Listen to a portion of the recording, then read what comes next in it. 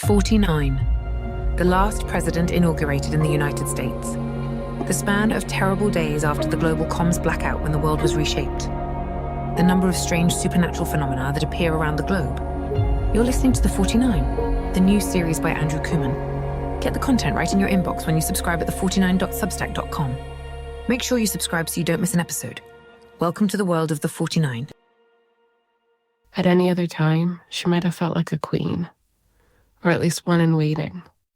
From the moment Boyer stepped into the governor's residence, it was like she was transported into another realm. The cold air that nipped at her in the dark Alberta night was shut out behind them.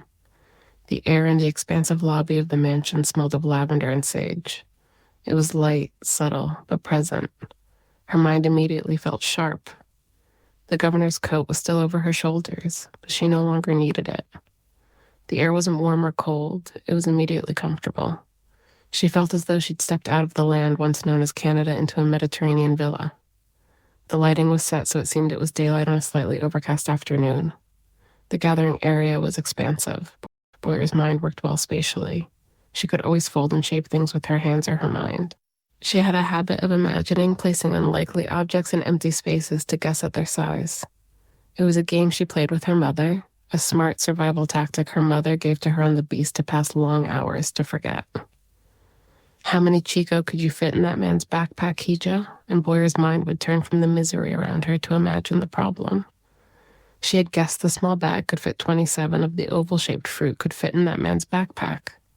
Later, when the man jumped off the train before it stopped, his bag got caught on the metal rail.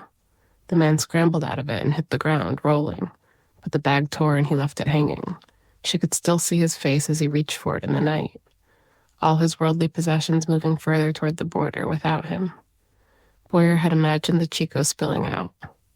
The brown, scruffy fruit hitting the ground, creating a sort of trail he could follow to retrieve the bag if he ran fast enough. You could lay down a starship in here, tip to tail, she said under her breath, without thinking as she turned left, then right in full circles. She stopped only when she saw the governor smiling at her. It's a converted rocket storage shelter, the governor said. We used to store them on their sides here. Easier to transport. Easier to service without a massive scaffold. That was before we had the help of so many droids. Boyer nodded. She had met the governor before, but had never been alone with him. This way, he said. They walked for a few moments in silence, the width of a football field. The ground below them, the ceiling, and the walls looked like one seamless stone, as though a master craftsman had scooped out a granite center, like a perfect rectangular bowl of ice cream. The wall they walked towards was mostly opaque glass that glowed the same gold tone as the visors of the droids that had taken the twins away. I used to entertain here. It has great acoustics. Follow me. The governor didn't slow down as he approached the glass. He kept walking. Just as it seemed he might step right into it, a section disappeared. Boyer stopped in surprise. The gold glow of the glass-like surface remained intact on either side of them. We're working on some new tech here. This is a phospholuminescent barrier that can be as opaque or porous as we want it to be. A force field, Boyer asked, amazed. Something like it. We think it could really transform the off-world effort and change the Habs on Mars. We want to go live with it at Terminus next year. My engineering team wants to kill me over it.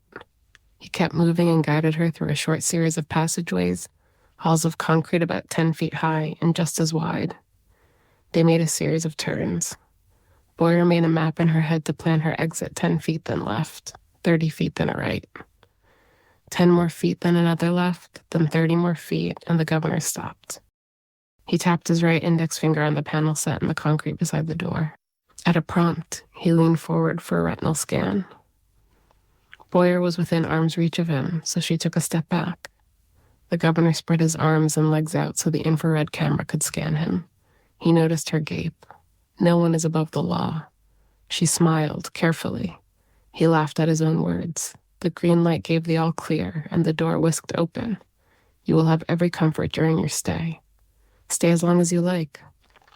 Boyer thought about her walk with the governor from the large lobby to the intimate setting of his living quarters as she soaked in the bath. Her heart had pounded when they stepped through the door. It was an elegant space, but Spartan. Huge windows, about 3 stories tall, looked over the Bow River. The rockets were on barges and floated up through a series of water locks, he told her. I never tire of this view. The windows are as high as poplar trees. Boyer offered in the room that smelled like cigar smoke and aftershave and hummed with the sounds of air circulating through the ventilation high above them. She didn't know which governor would be revealed behind the door. The visionary or the tyrant, the playboy or the humanitarian, a man or a monster. Your bishop loved trees, he replied. He folded his hands behind his back, a habit often seen on camera when he attended events, looked over crowds after speeches, watched his rockets launch to the heavens. I should plant some out on the balcony, in his memory. You knew him well, Boyer asked. The bishop was careful with what he shared about the governor, and with whom. Even her. She knew more than she let on, but she'd play it carefully. More than most. He was quiet for a moment, looking out the windows at the night sky, at some far-off memory. But not as well as others. He looked at her when he said it. She looked away. You don't have to be afraid of me, he said. Whatever they say about me, whatever you think. Are they lies? She asked, and couldn't believe she'd asked it. He moved his hands from his lower back into his pockets and looked at the floor. He seemed sad, small. I'm not sure of everything they've said. The sheer volume means so must have to be. He smiled at this. But whatever I am, and whatever is true about what they say about me, has nothing to do with why you need not fear me. And why is that? Boyer asked. Because I promised the bishop as he was dying that I would watch out for you. They looked at each other. The memory of the bishop, and all he was gave her courage to meet the governor's gaze, helped her to see him as a man and no more. The God of the universe knows you by name, listens to your every word. Be not afraid. The first words the sweet old man had spoken to her when she was a girl with no hope, when he wasn't so old as he became. Some promises cannot be broken, the governor said. He reached out to her, placed his hand on her chest, a gesture that would have startled her when she was younger, before the bishop had placed a crucifix around her neck that became like a shield. The bishop ran his finger from the top of the cross to the bottom, from the left side of the beam where the arms of Christ were pierced to the right, the sign of the cross. You carry his fire. I can see it in your eyes. It's alluring, frightening. A cloud came over him then. Darkness, rage, regret. She felt it all. An emptiness you could fit an entire rocket ship a red and turning planet within. She felt a feeling toward him she'd never felt before. Mixed within the natural and necessary fear was something else, something like pity. Boyer slipped further in the tub and let the bubbles foam around her chin. She lowered her head underwater so that only her eyes and nostrils weren't submerged. She hadn't had a warm bath like this in a long time. After he said those words, which had startled her to the core, he snapped his fingers and out of nowhere, a household droid appeared. My personal chef will make you a meal, whatever you wish. But I insist you clean up and let my medical team look at that shoulder, and you must spend at least 1 hour in hyperbaric.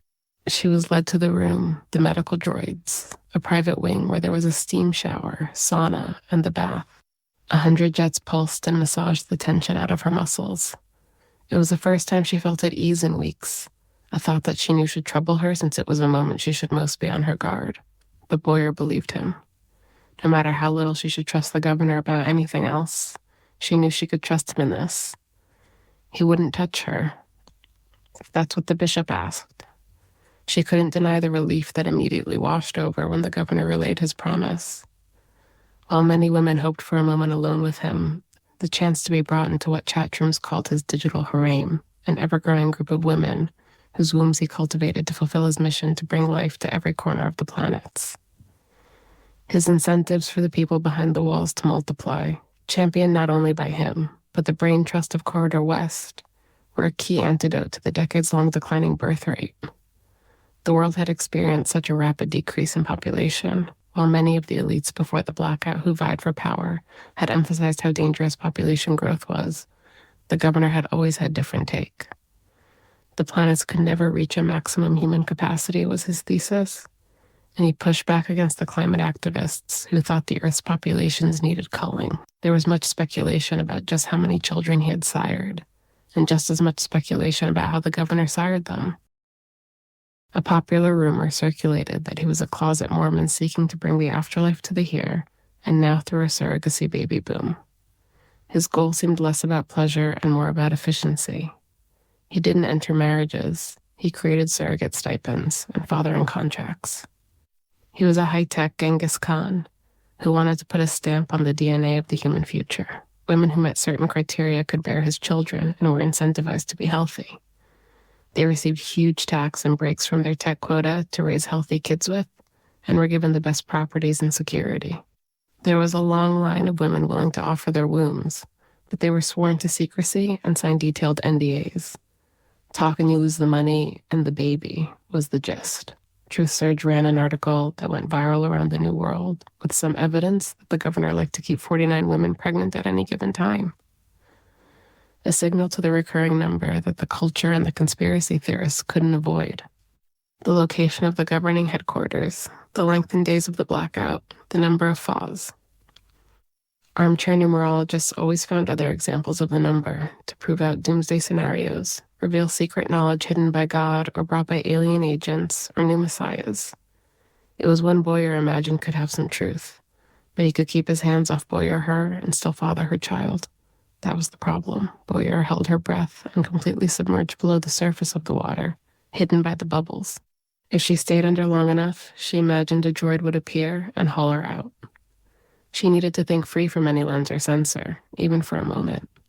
Water always helped her quiet her mind. Holding her breath also helped. There was another group of women she knew that were always kept close at hand by men in power. In Corridor West and every other corridor, where power flowed from the top down, from the strong to the weak. It was a hierarchy where women like her always landed at the bottom. Now she was within arm's reach of some of the most forgotten and vulnerable women on the planet. The bishop still protected her, like he had from the moment he found her. She exhaled and slowly sat up, like a Navy SEAL emerging from water on a clandestine mission. She would not rest until she found them. Thanks for listening to this portion of The 49 by Andrew Kooman. New content drops for paid subscribers every Monday at the49.substack.com. That's the49.substack.com.